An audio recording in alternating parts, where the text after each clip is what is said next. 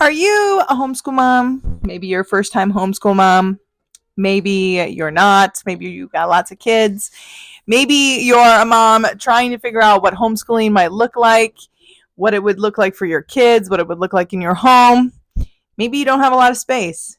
Maybe you're like me and you live in a simple home that's small and you just try to make the most of what the Lord has given you.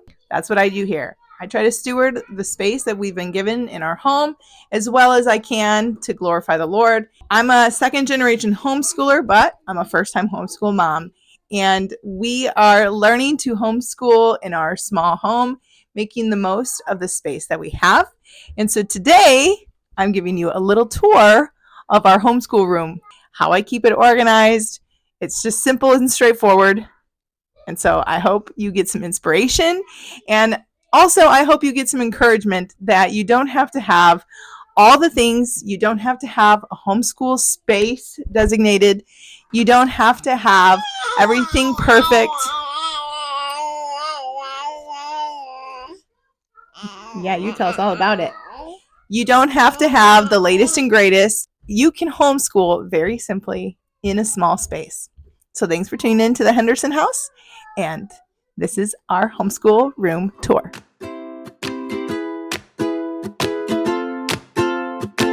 So this is our space. I have grown to love our space in here. Now this is a multi-purpose room. Technically, there's two doorways. So where my phone is, that's a doorway. Over here, we have a second doorway. Now this room is technically a third bedroom in the house, but doesn't function as a bedroom. So we have made it into an office / dining area / school space / where my husband keeps all his law enforcement stuff. This is where he kind of gets ready.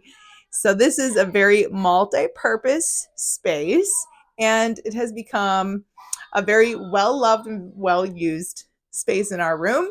Probably the second most used space next to the kitchen. And so it's very small, as you can see. A year and a half ago, we had some major flooding in our basement, which meant we had to rip up a bunch of stuff and able to use our basement in the same way ever since. So what we did instead was make this space useful. I'll give you a view of the other side of the room as well. Now we have some bookshelves in here that have some of the stuff we use for school. So we utilize the Charlotte Mason philosophy in our home for homeschooling. And so over here we have just the books that we need for year one, which isn't a crazy amount of space. So all our year one stuff is here. And then we have some basic things that we use pretty regularly for my toddler and things like that. So on a rolling cart, we have markers, pencils, crayons, and whatnot. Over here, we've got our puzzles and coloring books on this little shelf under here. And then we have Bibles, our catechisms, and other things that we do, drawing books, whatever, on this shelf. Now I have bookshelves all over our house because we have loads of books. I think books are the best, and my kids love books and reading. And so we have bookshelves in our living room. There's bookshelves in their room. There's bookshelves in here. There's bookshelves in my room because, well, when you live in a small home, you find all the places you can put your books. And so this is basically where we do everything. There's one closet in here, and you'll see that. And my husband uses the closet primarily for all of his law enforcement gear. And so that's where he keeps uniforms, his bags, his gear, all of that is in one place. So he gets to use the closet. Anything that the kids need, craft supplies, things like that, is on a shelf that we have over here.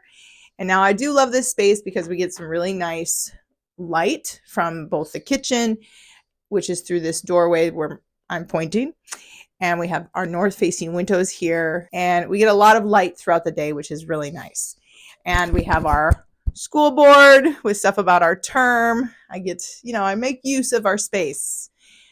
So we make space. But this is where we do our school. This is where we eat our meals. This is where I work on stuff, whatever it might be. This is kind of just the community table, as you will, the community table. And it's very well loved. If I was to show you, it is covered in markers and pencils and all of the things. So I'm going to give you a little round tour of what this space looks like. So if you're coming from the bedrooms, you walk into our space, and this is our sweet little homeschool space that I love. And so we've got some shelves over here, printer, because every homeschool family needs a printer, and some shelving. And then over here on this shelf, this is where we keep all of the things that we need. So because this room functions as a walkthrough space too, we have some baskets for shoes down here for my husband. So there's shoes below. So on this shelf, you'll see a bunch of things that we use pretty regularly.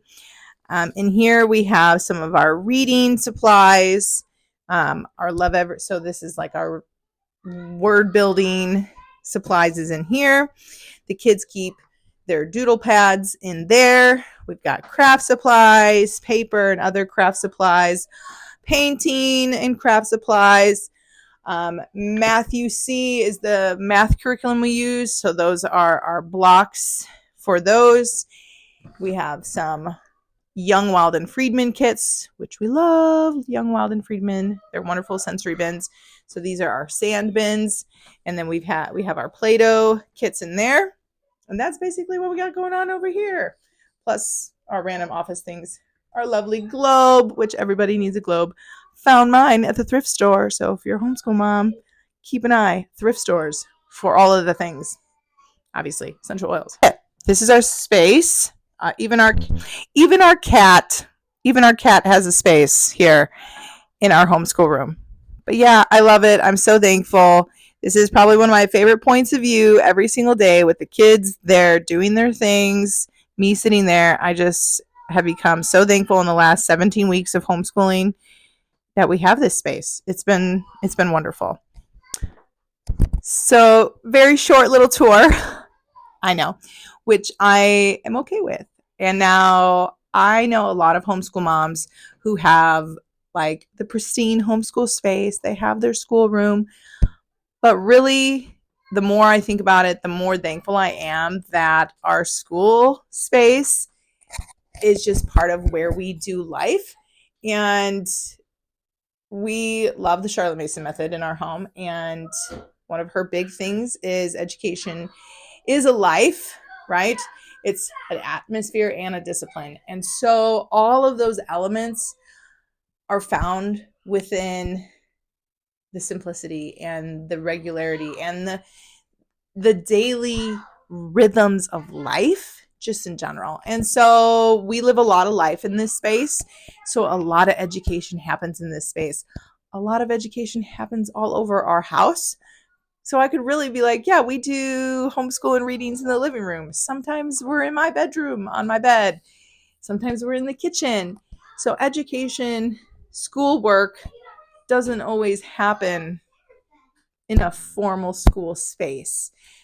And so I try to remind myself of that school doesn't have to be this utilitarian. It's not meant to be this utilitarian thing that we do in this system. I'm not cultivating little robots, which is the modern education system, right? So this little homeschool space has really become a place where we cultivate memories. We have meals together. We sing songs. We love each other, and we just do life. And it's been really, really beautiful. So like I said in the beginning of this video, if you're a first-time homeschool mom like me and you're just trying to figure things out, maybe you're not even a homeschool mom yet and you just want to homeschool and you feel like it's intimidating because whenever you look stuff up online and social media, these women have all of these things laid out and it's just seems overwhelming. And it's like, what curriculum do I buy? How do I set up a space? Do I need XYZ? Do I need all this stuff? No, a lot of my stuff I find at the thrift store. Most of the books we have I've bought used and found at the thrift store. It's very minimal craft supplies. You've seen my shelf where my son has his year one stuff. it's one shelf of stuff, and it's minimal and it's simple, and life does not have to be complicated. Education does not have to be complicated, and it doesn't have to cost thousands of dollars either. I hope our little homeschool space encourages you that you do not need to have all of the bells and whistles. You do not need to have all the stuff. You do not need to have perfection. You do not need to have a big home. You do not need to have this perfect farmhouse vibe going on. You do not need, you don't need it. And you can have simply a beautiful life with what the Lord has given you if you choose to embrace and steward that well. And I'm learning that. I'm learning lots of lessons in my life to be content. I'm learning lots of lessons in my own personal life about contentment. And I am embracing those things and loving where God has put me and trying to do my best with his help to serve and steward my home well, which means serving and stewarding my children well as I educate them in the home and take care of my home, serve my husband well, and all of those things. And a lot of that is done right here in this small little room. So thanks for tuning in to the Henderson House, our homeschool room tour, and I hope to catch you next time. Don't forget to like and subscribe so you can follow along with all the things happening here in the Henderson House. And I look forward to seeing you next time. Goodbye, guys.